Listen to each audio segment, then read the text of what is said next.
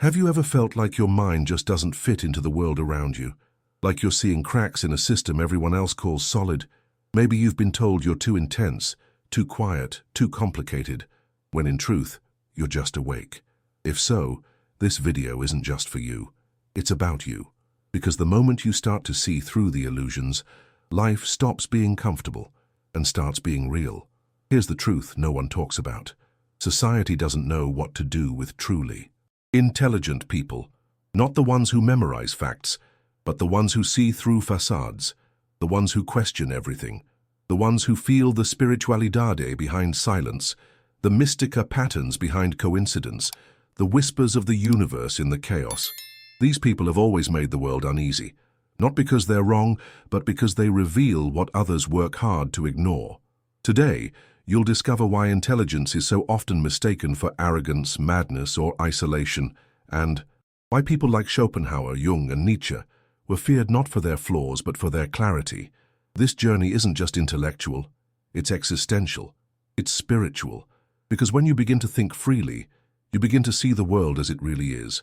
And that, my friend, changes everything. But before we begin, a quick truth. Most people who watch our videos aren't subscribed. If what we explore here speaks to your soul, if it mirrors something you've always felt but never found. Words for subscribe now to celestial truths. What you're about to see could unlock a part of yourself that's been waiting, silently, to wake up. Because this isn't just another video. It's a key. And if you stay until the end, you just might find the doorway you've been looking for. There are souls born with a gaze that pierces the surface. From an early age, they begin to notice what others don't. Silent contradictions, veiled absurdities, and the invisible cracks beneath society's polished mask. These individuals walk with one foot in the tangible world, but their minds wander through a more ethereal space, guided by an inner compass that seems to whisper truths others are not ready to hear. In the quiet of their solitude, they sense the universe communicating through patterns, symbols, and subtle signs. And though this connection to the mystical realm offers insight, it often sets them apart, making them feel like strangers in their own time. To live between these two worlds is both a blessing and a burden. While others accept what they're told, the truly intelligent question, not out of rebellion, but from a deep yearning for coherence. They sense when words don't match energy, when actions betray intentions. It's not uncommon for them to be labeled as arrogant, detached, or even unstable, but what society often interprets as arrogance is actually discernment. What appears as pessimism is simply the courage to see things as they are.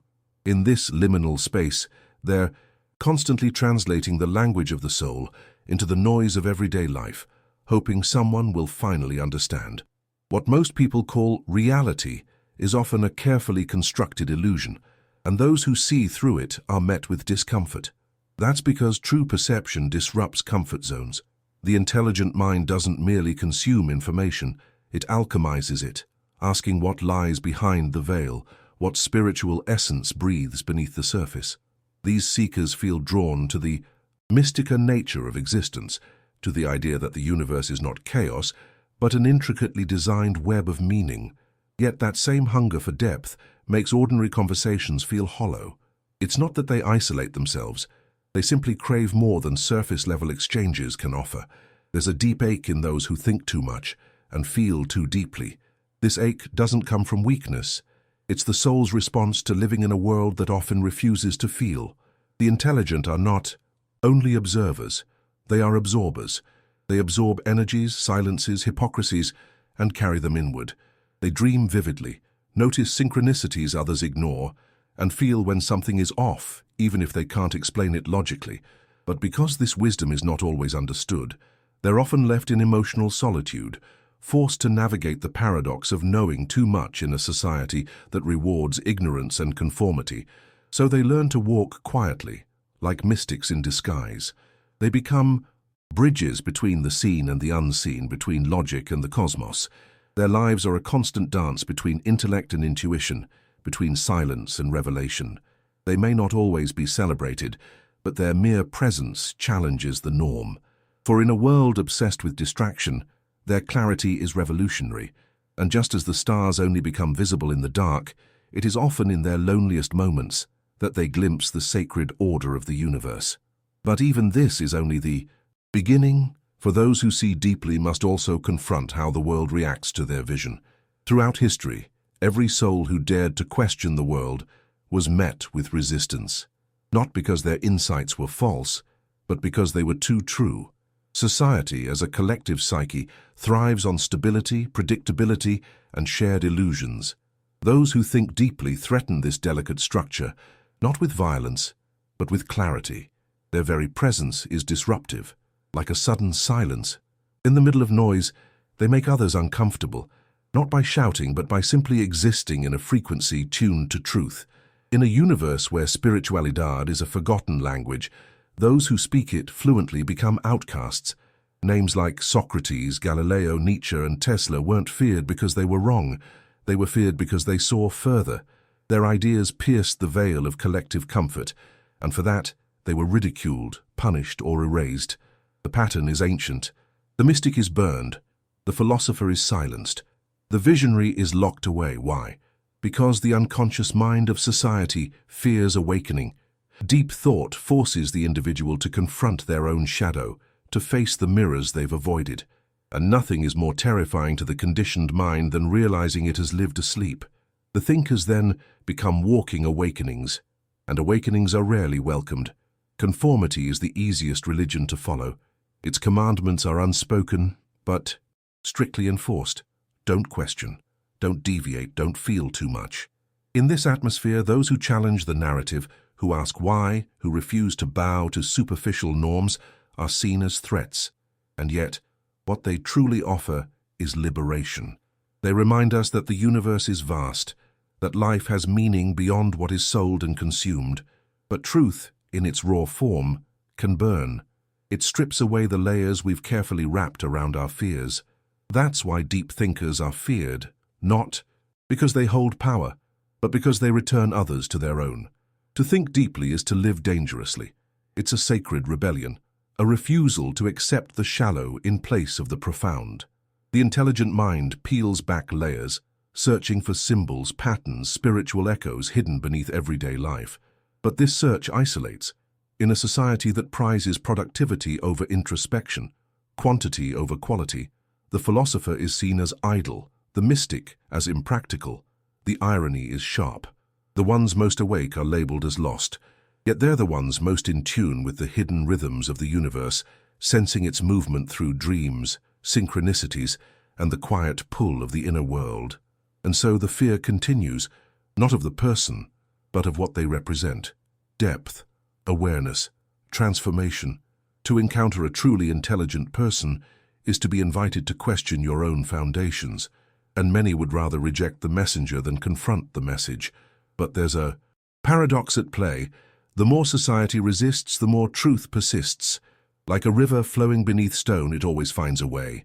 And those brave enough to walk this path of inner knowing must also prepare for what lies ahead. For the cost of seeing clearly is often solitude. There is a silence that only the wise know, not the silence of absence, but the silence of depth. Schopenhauer once whispered through time that the more intelligent a person is, the more they will tend towards solitude. And, not by choice exactly, but by necessity. In a world saturated with noise, distraction, and shallow pursuits, the truly intelligent feel like wanderers in a foreign land. Conversations lose their flavor, gatherings become performances, interactions feel scripted. They long for communion, not connection, for that sacred space where the universe speaks through stillness, and spiritualidad becomes more than just a distant echo. This solitude isn't isolation, though it may look like it. It's more of a retreat, a sacred withdrawal from the chaos to recalibrate the soul. The mind that sees clearly needs space to breathe. When surrounded by superficiality, it begins to wither. True intelligence is not about collecting facts. It's about perceiving meaning, sensing mystica patterns where others see only coincidence. And that kind of perception demands quiet. Not just external, but internal. Only in that inner cave, where the ego surrenders and the self emerges, can the deeper truths of existence begin to take form. And once glimpsed, the soul can never unsee them. But this journey into solitude isn't without pain. There's a heaviness that comes from realizing how few are willing to go beyond the veil. At times, the intelligent wonder if something is wrong with them. Why does everyone else seem content in the mundane? Why does their spirit resist fitting in? The answer lies in the design of the universe. Some are born not to follow the crowd, but to illuminate the path. These are the ones who dream in symbols, who feel time stretch in their chest, who hear the subtle guidance of the cosmos in a random encounter or in the timing of a falling leaf. Yet the solitude they face is not a punishment. It's a rite of passage. Like the ancient hermits, monks, and sages who withdrew to the mountains, deserts, or forests, the modern-day thinker often withdraws into their own mind, not to escape, but to listen, to realign, to remember. In these quiet spaces, they begin to notice the language of the universe, the synchronicities that echo their thoughts, the dreams that hint at truths, the sudden stillness that feels like presence. It is here, in the sacred pause, that they begin to embody the very wisdom that once felt so far away. And so they walk alone, but not lonely. Their path may be narrow, but it is illuminated from within. The solitude once feared becomes sacred, a temple of thought, a sanctuary of spirit, a mirror of the soul. And though few understand their retreat, those who do will recognize it as the birthplace of insight.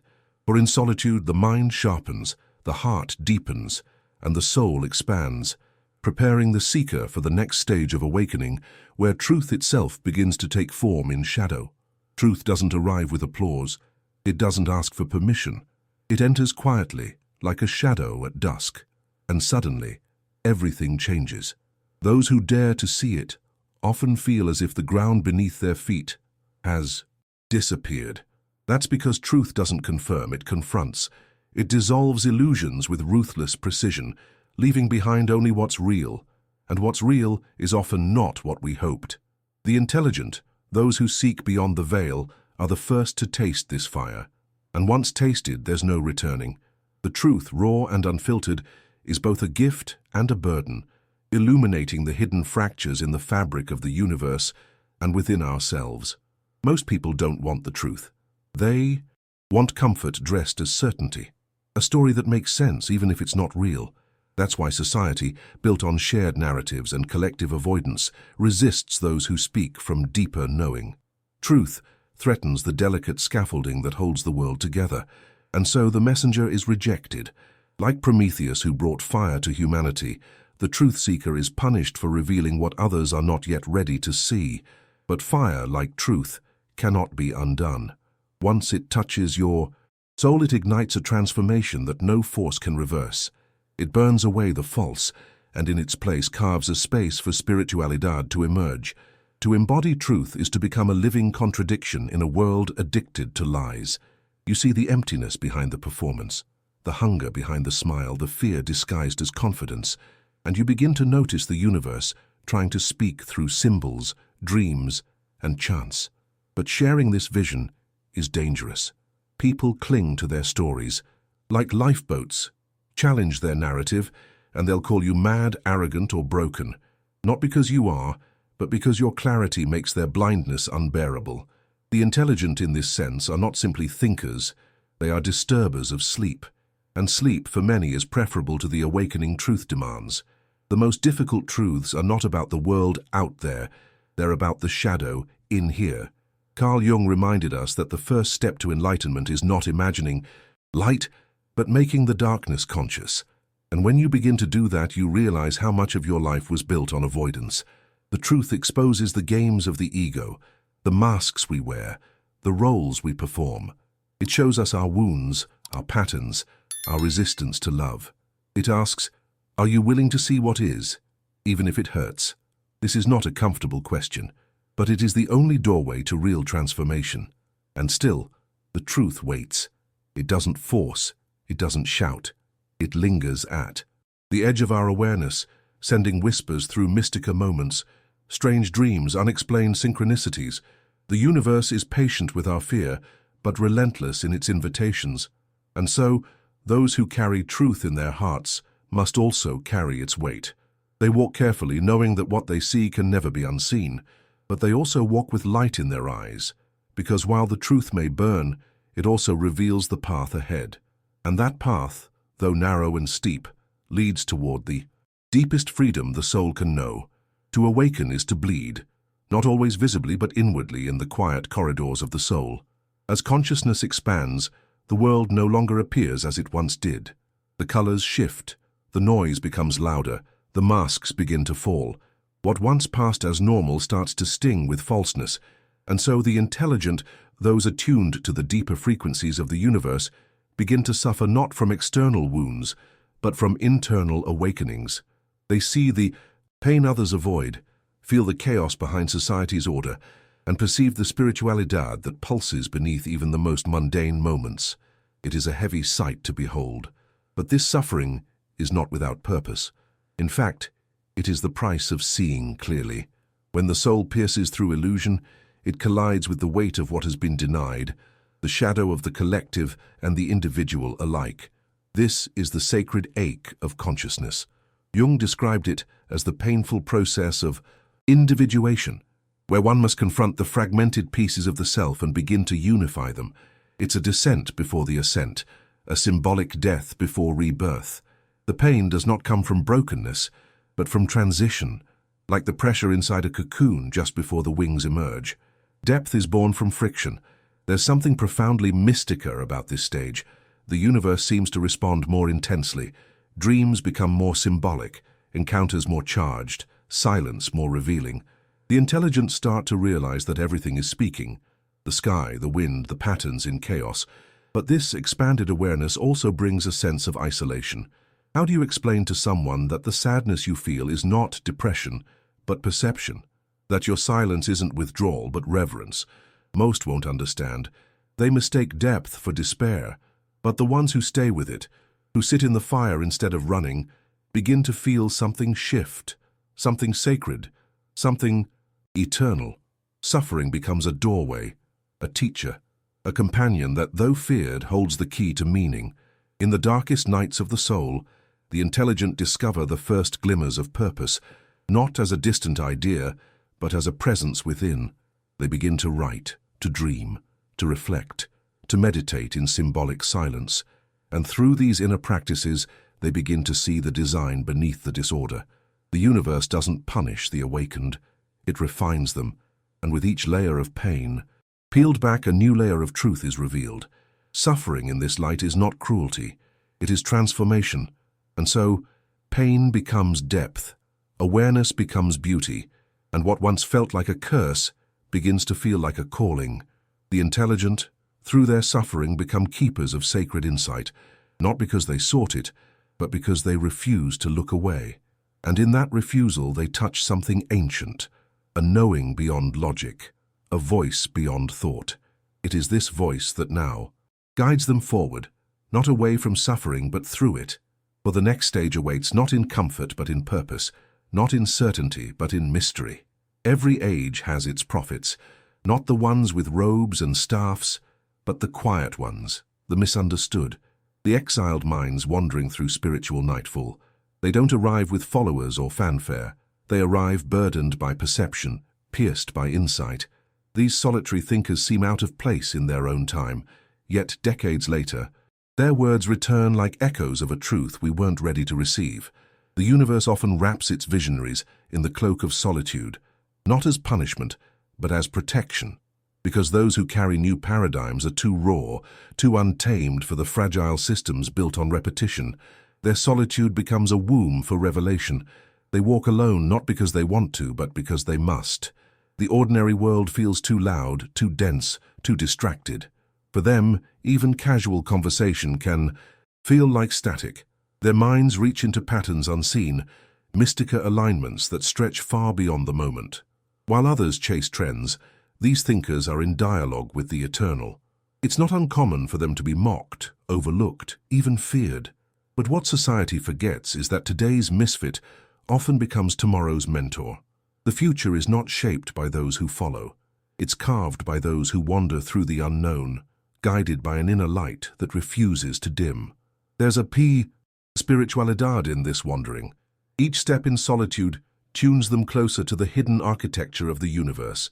Their insights don't come from books alone. They come from silence, from dreams, from symbolic encounters that defy logic. Carl Jung called this the process of becoming who you truly are, individuation. It often requires a kind of exile. But within that exile, transformation brews. What looks like stillness is often gestation. These thinkers are not just ahead of their time. They are living in a dialogue with time itself, drawing down truths like lightning into clay. It's an alchemical process, vision forged in fire. Their legacy is not always immediate. Sometimes their writings gather dust. Their words are misunderstood, their presence dismissed. But time, that sacred current, always circles back. Decades later, their thoughts rise again, not as novelties but as necessities. This is the irony of deep intelligence. It is often exiled in the moment it is most needed. But even so, it plants seeds. Through every conversation, every journal, every strange intuition followed, it leaves a thread. And someone, somewhere, will pick it up and begin to weave. Because the universe never loses what was spoken in truth. It stores it, waits, awakens it when the collective is ready. And so, these thinkers continue, not with fame, but with fire. They are the cartographers of the unseen, sketching maps no one understands yet. But one day, when the world tires of noise and yearns again for meaning, their footsteps will guide the way, for it is often through the exile of today that the blueprint for tomorrow is born. And in this sacred solitude, the intelligent prepare not for validation, but for legacy, because the next revelation is already forming in the silence they've learned to call home. To seek truth is to step outside the dream. It's to walk barefoot across sacred ground while the rest of the world dances on illusions. This path isn't paved with approval, it's carved by inner fire. The intelligent know this not because they chose to be outsiders, but because they couldn't lie to themselves.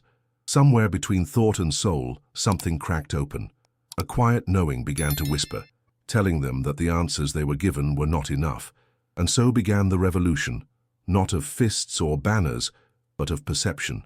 A return to spiritualidade, a rebellion woven through introspection, symbols, and the aching silence between words. Real truth doesn't announce itself. It's discovered like a forgotten relic buried within the psyche. The thinkers who pursue it don't do so for glory. They do it because something within won't let them sleep. They begin to dismantle the inner scaffolding, the ego, the personas, the inherited beliefs, brick by brick. What remains is raw, uncomfortable, liberating. This revolution, though unseen, shifts everything. The way they love, the way they speak, the way they listen to the universe. Suddenly the world becomes alive with signs. A conversation overheard becomes a mirror, a strange coincidence, a message, a dream, a map. Truth, once feared, becomes a way of life. But this path is narrow, solitary. It's not that others don't care. They simply don't feel the pull, the hunger for authenticity, the refusal to pretend. This isolates the seeker. Conversations feel hollow. Small talk becomes unbearable. They crave realness, even if it's painful. Carl Jung spoke of this. The individuation process often begins with a rupture, a betrayal of the old self in service of the soul, and with that betrayal comes solitude. But it is within that solitude that mystica insights emerge. The darkness becomes fertile, the silence alive. The seeker begins to understand. Truth does not just set you free, it strips you bare. What makes this quest so radical is that it's invisible. Society can't quantify it. There's no diploma for seeing through illusion, no reward for confronting your shadow, and yet the transformation is profound. You begin to walk differently, to speak with intention, to notice what others miss. The universe, sensing your commitment, responds, not with ease, but with alignment. You lose friends, but gain clarity. You leave jobs, but find meaning. You become a tuning fork for the subtle, drawn not to what's popular, but to what's real. And though you walk alone, you feel profoundly accompanied by something ancient, something eternal. This is the quiet revolution, the one that starts inside and ripples outward. It doesn't scream, it doesn't demand, it simply is. The intelligent, by choosing truth over comfort, light the way for others, even if those others don't yet see the path. Their lives become living invitations to wake up, to feel, to remember, and though the journey is solitary, it is never empty, because the moment you step into truth, the universe begins to walk with you, and its guidance leads you, step by step, toward the next sacred threshold. In a world flooded by noise, imitation, and borrowed beliefs, to think freely is a sacred act, one that borders on the mystical. True freedom of thought doesn't mean believing whatever is convenient. It means having the courage to look within, to question the inherited scripts, to dismantle the internal architecture that was never yours. The intelligent are not defined by how much they know, but by how deeply they see. They no longer seek permission to perceive the universe on their own terms. This is where spiritualidade becomes personal, not as a doctrine but as a living experience, an ever-evolving relationship between the soul and the cosmos. Free thinkers aren't rebellious by nature. They are reverent to truth. They listen more than they speak. They observe patterns, feel energies, notice the subtle shifts that most ignore. And in that quiet witnessing, they begin to realize the mind, when liberated, becomes a portal, not just to ideas, but to dimensions, mystica dimensions where time folds and synchronicities bloom like signals from the unseen. This freedom is not loud, it's not performative, it's internal. It's in the moment when you feel something resonate in your chest, and instead of dismissing it, you follow. You trust the pull, you honor the knowing, but this freedom has a cost: misunderstanding, loneliness, and often rejection. When Nietzsche wrote, "And those who were seen dancing were thought to be insane by those who could not hear the music," he was speaking to the soul of the free thinker. The music is real, but only for those tuned to it. The universe sings in layers, and most are too busy to hear. So the intelligent walk through life with a quiet rhythm in their steps, a subtle defiance in their eyes. They no longer live for validation, they live for alignment. And that changes everything. Once the mind is free, the soul follows. You stop chasing. You start listening. The external world becomes less commanding. The internal world more magnetic. Dreams become dialogues. Silence becomes symphony. The entire fabric of reality shifts, not because it changed, but because you finally tuned in. This is what Carl Jung hinted at when he spoke of becoming who you truly are. It's not an acquisition. It's a remembering, a delayering, and once you taste it, you never go back. You can't. The cage is gone. And even if you're still surrounded by bars, your spirit has already flown. This, then, is the true privilege, not wealth, not power, not even knowledge, but the ability to think your own thoughts, to feel your own truth, to hear the voice of the universe speaking directly to your soul, and to trust it. The intelligent know that the world may never understand their path, but that's no longer the point. Their journey is inward, upward, outward, all at once. They are the dancers in the dark, the wanderers who find constellations in chaos, and as they walk, they light the way for others, not by preaching, but by being. Because once you are free inside, you become a living invitation to others to awaken. Now tell me, have you ever felt like your mind is both a gift and a burden? Like your thoughts take you deeper than most are willing to go? If so, you're not alone. And maybe, just maybe, that discomfort isn't a flaw. It's your initiation into something greater. Drop a comment below and tell me, which part of this journey hit you the hardest? What truth did you need to hear today? Your story could be the sign someone else has been waiting for, because when we speak from the soul, we awaken others. If this message stirred something inside you, make sure you're subscribed to Celestial Truths and turn on notifications so you never miss a new chapter of this inner awakening. We dive deep every week into spiritualidade, mystica wisdom, and the hidden language of the universe. And don't stop here. The next video that's about to appear on your screen will take you even deeper. Go watch it now and continue your path toward the truth most fear to face. See you there. This is Celestial Truths, guiding you back to the voice you've always carried within.